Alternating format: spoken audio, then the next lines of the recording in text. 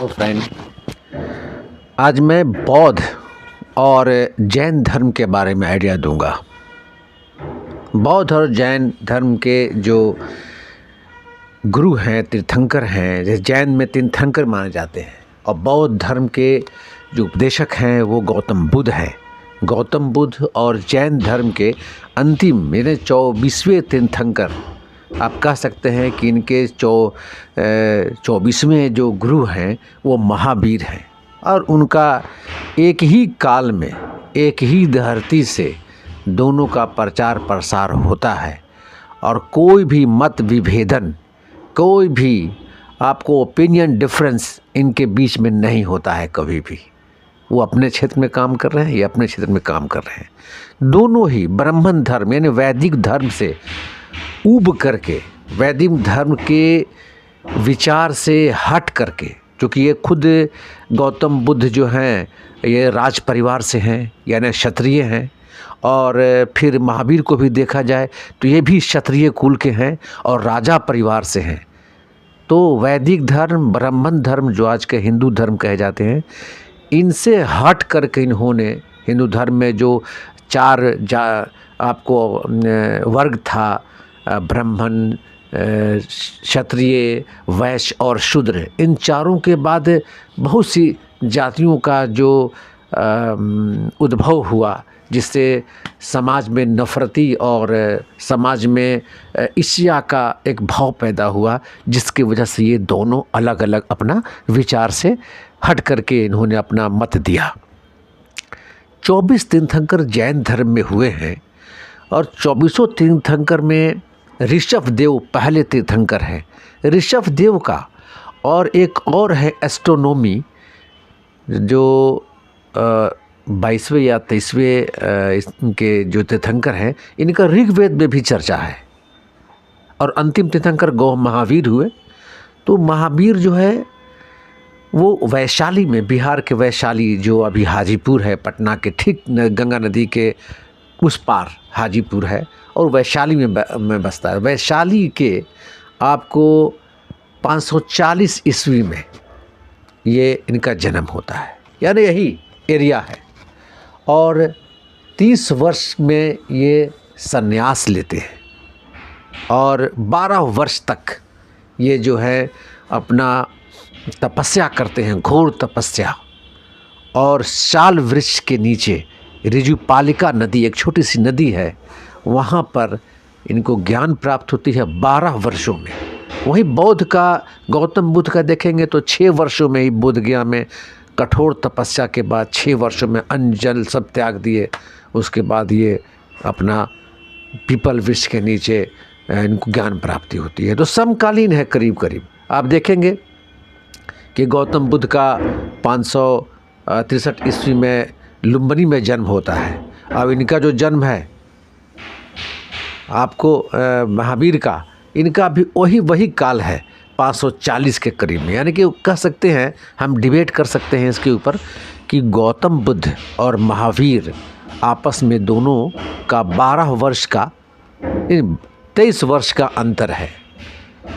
एक जन्म हुए हैं 563 में गौतम बुद्ध, अब एक हैं 540 बीसी में। ये सब बीसी के हैं, बिफोर क्राइस्ट यानी ईसा पूर्व का मामला है। तो 563 में पहले गौतम बुद्ध हुए, उससे और कम में आएंगे 540 तो महावीर हुए। यानी इनसे कह सकते हैं कि करीब 22-23 वर्ष का अंतर है। महावीर के बारे में, जैन धर्म के बारे में बताऊँ थोड़ा, कि इसमें शिक्षा जो है, सबसे पहला शिक्षा महावीर ने, मैंने उससे पहले भी दे चुके थे, महावीर ने तो एक और शिक्षा जोड़ा है जिसको ब्रह्मचर्य कहते हैं। इन्होंने ब्रह्मचर्य लाया जैन धर्म में। और इससे पहले हिंसा नहीं करना है, सदा सच बोलना है और चोरी नहीं करना है और संपत्ति का अर्जन नहीं करना है। वही इस्लाम धर्म में भी है कि संपत्ति का आप अर्जन ना करें। आपके धनी होकर बिगड़ जाने से अच्छा है गरीब आप रहें और आप बुरे ना बने। 300 बीसी में एक भीषण अकाल आता है। आपको 3 ईसा पूर्व 300 साल में, हालांकि इनका जन्म तो आप गौर कर रहे हैं, जन्म कब हो रहा है 540 में। लेकिन इनके मृत्यु के बाद महावीर के 300 BC में, यानी 300 में ईसा पूर्व में भीषण अकाल पड़ता है। और इस अकाल में जैन धर्म बिहार की धरती से छोड़कर बाहर निकलते हैं। जैसे एक भद्रबाहु हैं जो उस वक्त के गुरु हैं, है ना, और ये तीर्थंकर नहीं है, उनके चेला हैं, मतलब जैन धर्म के महावीर के भद्रबाहु। भीषण अकाल पड़ता है मगध में। अब मगध मतलब ये मत समझिए कि अफ़गानिस्तान का जो साम्राज्य है, मगध अभी छोटा सा है, जो पटना, गया, जहानाबाद के एरिया को मगध बोलते हैं। मगध में भीषण अकाल पड़ता है और इस अकाल में भद्रबाहु अपने चेलों के साथ कर्नाटक चले जाते हैं। अब देखिए जैन धर्म का कर्नाटक, महाराष्ट्र, दक्कन में फैलाव होगा इससे। और इस अकाल में स्थूल भद्र जो हैं, एक और गुरु, अपने चेलों के साथ मगध में ही रह जाते हैं। अब मगध में रह जाते हैं तो 12 साल के बाद फिर वो लौटते हैं भद्रबाहु कर्नाटक से, और आते हैं तो स्थूल भद्र में, और आपको भद्रबाहु में कुछ विवाद हो जाते हैं। विवाद के फलस्वरूप जैन धर्म में विभाजन होता है। एक हो गए श्वेतांबर, अब एक हो गए दिगंबर। श्वेतांबर वो हुए जो श्वेत वस्त्र मतलब सफ़ेद कपड़ा का धारण करते हैं, और दिगंबर हुए जो चूँकि वो दर्शन करके पूरे भारत का आ रहे हैं तो कपड़ा उपड़ा उनके तन पर नहीं रहा, तो वो हो गए बिल्कुल अर्धनग्न हो गए। मतलब आप कह सकते हैं कि ये कपड़ा इनके तन से उतर गया। जो नंगे रहते हैं जैन ऋषि, तो वो हो गए आपको दिगंबर, और जो श्वेत कपड़ा धारण किए रहते हैं ऋषि, वो हो गए स्थूल भद्र के अनुयायी, तो वो हो गए श्वेतांबर। तो सितंबर और दिगंबर 2 भाग में बढ़ जाते हैं। इस प्रकार 3 रत्न जो है हमारे जैन धर्म में आते हैं, जो महावीर ने बताए हैं कि सम्यक दर्शन, सम्यक ज्ञान और सम्यक आचरण। जिसमें दर्शन के बारे में कहा गया है, इसमें एक अच्छा ज्ञान आप लीजिए, यानी शिक्षा पर फोकस किया जा रहा है जैन धर्म में। और तीसरा है कि आप आचरण अपना अच्छा रखें, आचरण की पवित्रता पर ध्यान दिया गया है। और वही कई धर्मों में आचरण पर भी, इस्लाम धर्म में भी आचरण के बारे में कहा गया कि अपना आचरण आप सही रखें, पाक साफ रहे। वही जैन धर्म में के अंतिम गुरु जो हैं वो पावापुरी, बिहार में ही राजगीर के पास उनकी मृत्यु होती है महावीर की। वहीं उनका अंतिम स्तूप है। और जैन धर्म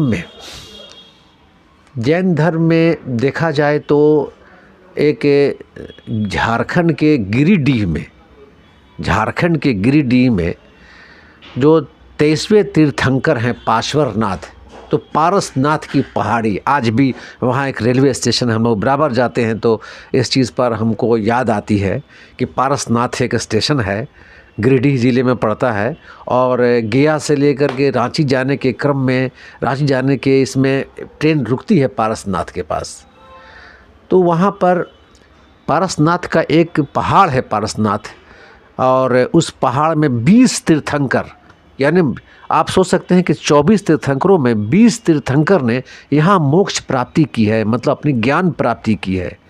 और उस पारसनाथ के पर्वत पर एक शिखर है, जैसे माउंट एवरेस्ट कैसे है हिमालय का, वैसी पारसनाथ में समेध शिखर है, जो जैन धर्म का बहुत ही पवित्र स्थल माना जाता है कि ये जैन धर्म का मक्का है। और यहाँ अब तो बहुत हाईटेक सरकार करने का निर्णय लिया है। हालांकि जैन धर्म के लोगों ने इसको हाईलाइट करने से मना किया है कि हमारे धर्म को जैसे है वैसे ही रहने दीजिए, इसमें ज़्यादा कुछ करने की ज़रूरत नहीं है। इस प्रकार जैन धर्म के बारे में हमने बताया। अब बौद्ध धर्म का थोड़ा सा कंपैरिजन करते हैं कि बौद्ध धर्म के जो गौतम बुद्ध हैं, जिनका नाम गौतम है, वो ज्ञान प्राप्ति होने के बाद बुद्ध कहे गए।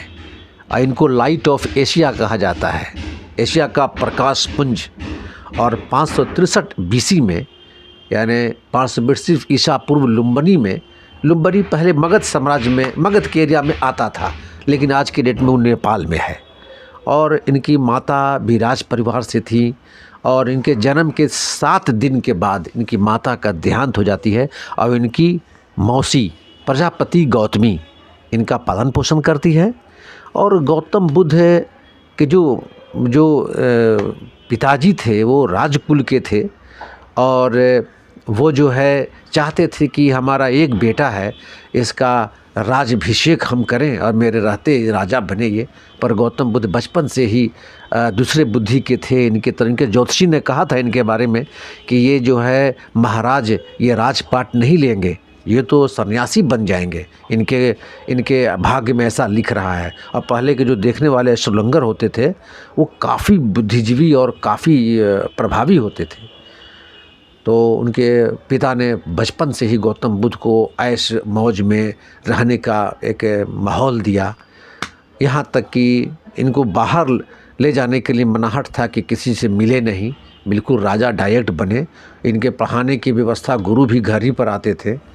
लेकिन अचानक इनका मन होता है, घोड़सवार को बुलाते हैं, रथ पर बैठते हैं और कहते हैं कि हमको पूरा शहर घुमाओ। हालांकि राजा के पास सूचना जाती है कि शहर घूमने के लिए राजकुमार कहते हैं, तो चाक चौबंद किया गया कि रथ को रोकना नहीं है, रथ को चलाते रहना है शहर में। लेकिन जो लिखा हुआ है वो होके रहता है। गौतम बुद्ध जाते हैं, शहर पर बैठते हैं अपने रथ पर और तेज़ रफ्तार में रथ चलती है, शहर को नाकाबंदी कर दिया जाता है। लेकिन गौतम बुद्ध की नज़र एक बूढ़े व्यक्ति पर पड़ती है। वो कहते हैं रथ रोको। बूढ़ा व्यक्ति, ये कौन है, ये कौन सा जानवर है? बूढ़ा को देखकर वो बोलते हैं। आगे बढ़ते हैं तो एक बीमार व्यक्ति मिलता है। उन्हें रथ चालक को बोला कि गाड़ी रोको, ये कौन है जो करा रहा है?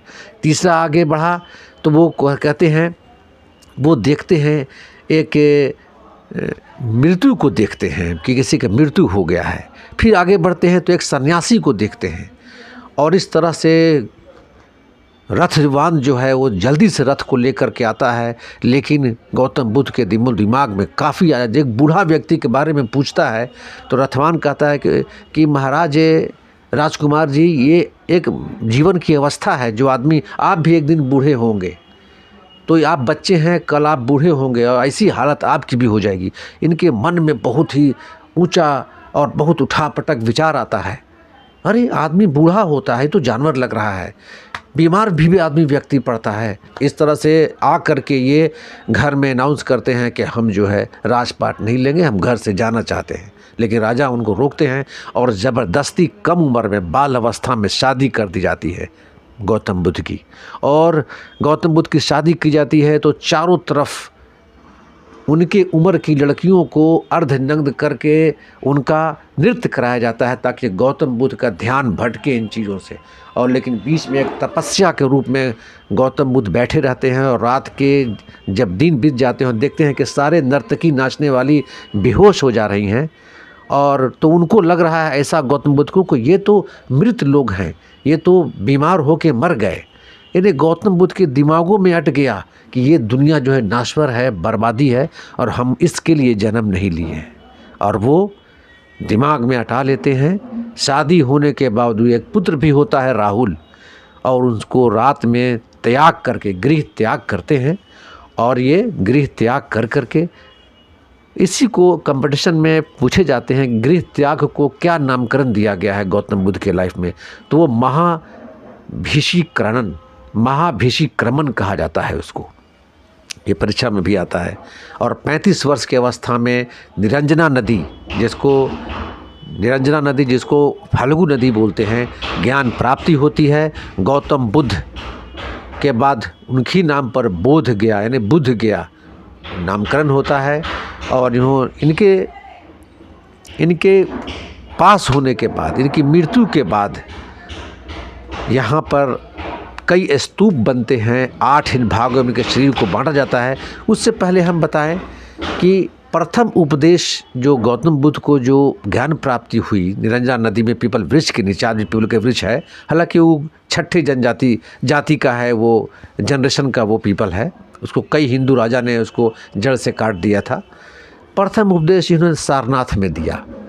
और इनकी जो उपदेश देने की जो भाषा होती थी वो पाली भाषा होती थी। आपको एक हम बता दें, आपको ज्ञात हो कि पाली भाषा अर्धमागधी भाषा इस रीजन का एक भाषा थी और उस समय हिंदी और उर्दू भाषा नहीं थी। 12वीं शताब्दी में हिंदी और उर्दू का एक साथ जो है जन्म हुआ है और वो जन्म हिंदुस्तान में ही उर्दू का हुआ है और हिंदी का भी, जो आज हम हिंदी बोलते हैं, खड़ी हिंदी दिल्ली वाले जो बोलते हैं, और हमारे बिहार में भोजपुरी या फिर मागधी या फिर झारखंड में चल जाए खोटा भाषा, उरांव भाषा, इस तरह से जो भाषा है ये सब अपभ्रंश है अर्धमागधी का। और पाली भाषा बहुत ही, जिसका पाली भाषा का अपना भाषा और लिपि थी। आज भी कंपटीशन के एग्ज़ाम में, बीपीएससी के एग्ज़ाम में पाली भाषा लेकर के लोग बैठते हैं। झारखंड में खोटा भाषा, झारखंड में आपको संथाल भाषा, पाली भाषा लेकर के बैठे जाते हैं आज भी परीक्षा में, जेपीएससी में। और सबसे ज़्यादा उपदेश गौतम बुद्ध ने दिया है तो वो श्रावस्ती में दिया है, कौशल राज में। आपको मालूम हो ये कौशल राज कौन है?